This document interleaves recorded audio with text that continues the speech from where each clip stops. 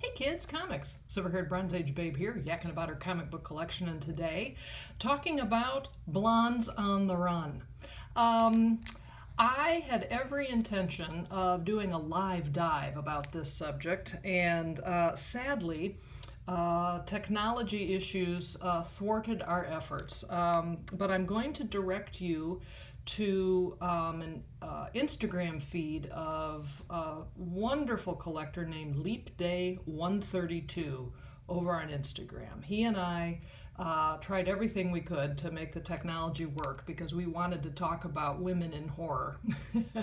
But it just didn't, it wasn't going to happen. So I thought I would show you some of the comics I was going to show during that live dive. So just pretend it's 5 o'clock on a Saturday and we're drinking beer. The point of this whole exercise was to kind of go through my collection and take a look at the Blondes on the Run, a very typical trope for, mystery and horror comics and novels and the whole thing.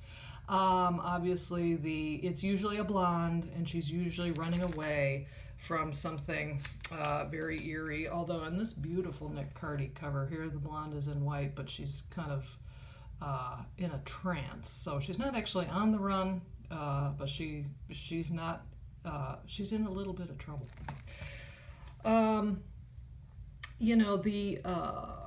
The Gothic romance books back then, and House of Mystery and other titles drew heavily from that. They were really popular in the 1970s, as was a TV show called Dark Shadows. So the DC folks modeled their books on kind of the same lines. And white dresses in literary fiction have a couple of signifiers. Obviously, purity and innocence, powerlessness, certainly.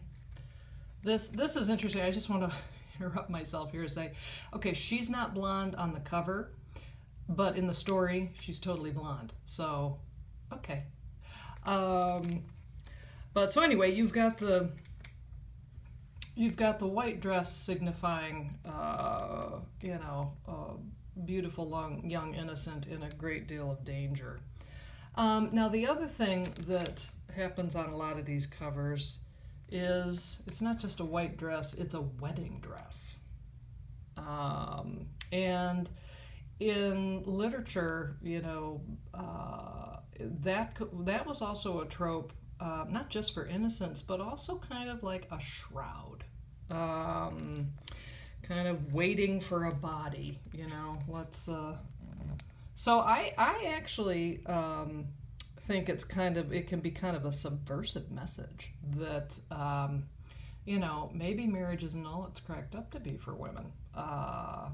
And I will say that the stories themselves in these things, I do not find them as wince-inducing as the stories that I find in the romance comics of the same era. For the most part, the women are doing the best they can to, have some agency and take care of themselves. But so that's it. That's what I've got. A fun little look at Blondes on the Run. Thanks so much for stopping by. I'll see you next time.